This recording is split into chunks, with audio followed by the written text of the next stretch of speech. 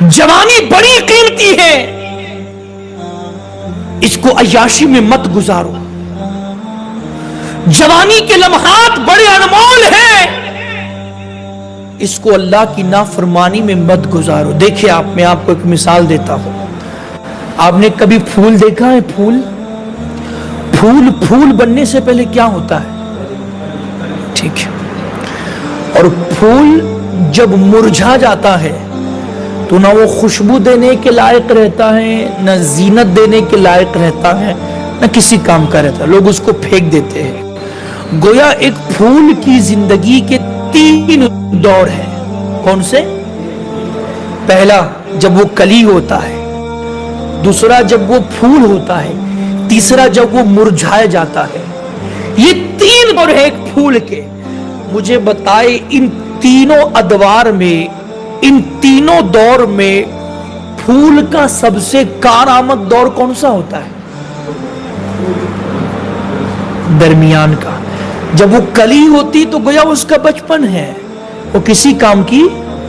جب وہ مرجھایا جاتا ہے تو گویا اس کا وہ بڑھاپا ہے، وہ کسی کام کا.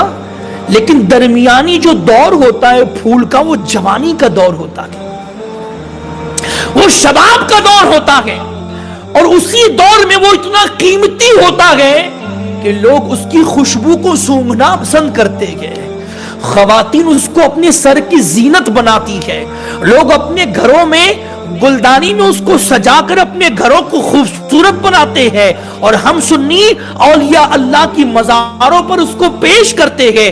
غرض کہ جب جوانی کا اس کا دور ہوتا ہے تو وہ بڑا قیمتی ہوتا ہے، وہ بڑا انمول ہوتا ہے. یارو بلا تمثیل باتیں بہت ہے لیکن وقت مختصر ہے. بلا تمثیل میں عرض کرنا چاہتا ہوں، انسان کا بچپن بھی بڑا قیمتی ہوتا ہے، انسان کا بڑھاپا بھی بڑا تقدس والا ہوتا ہے. لیکن جو جوانی کے ایام ہوتے ہیں، جو جوانی کے لمحات ہوتے ہیں، جو جوانی کے دن ہوتے ہیں، وہ اتنے قیمتی ہوتے ہیں کہ خدا کے دربار میں نہ بچپن اتنا پیارا ہوتا ہے، نہ بڑھاپا اتنا پیارا ہوتا ہے جتنا پیارا ایک بندے کا جوانی کا دور ہوتا ہے، جوانی کے لمحات ہوتے ہیں، جوانی کے ایام ہوتے ہیں.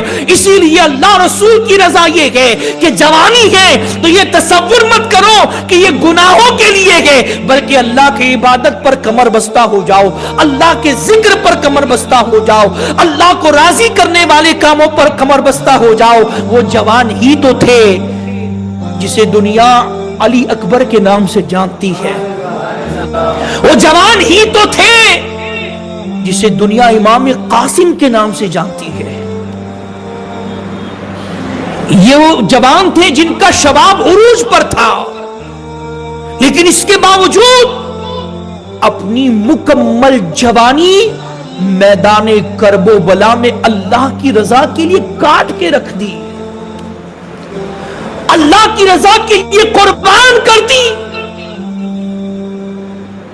تیروں کے زخموں کو قبول کر لیا، نیزوں کے اور بھالوں کے زخموں کو قبول کر لیا، تلواروں کی ضربوں کو قبول کر لیا، اور اپنی جان ہنستے ہنستے لٹا دی اور جام شہادت پی کر بتا دیا، دیوانوں سنو، ہم جوان ہیں اور جوانی صرف عیاشی کے لیے نہیں ہے، بلکہ وقت آیا تو اسی جوانی کو لٹا کر اللہ کے دین کو بچانے کی کوشش کرو تو تمہاری جوانی کے ایام کامیاب ہو جائیں گے، تمہاری جوانی بھی کامیاب ہو جائیں گی.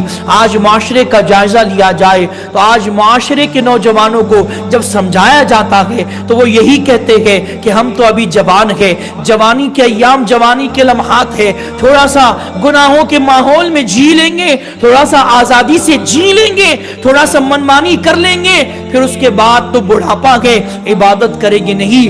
جوانی کے لمحات ہیں، اللہ کی عبادت میں صرف کرو. میرے آقا فرماتے ہیں جو جوانی کی امنگ ہی میں اللہ کی عبادت میں مصروف ہو جائے، قیامت کے دن ایسے بندے کو اللہ اپنے عرش کا سایہ عطا فرمائے.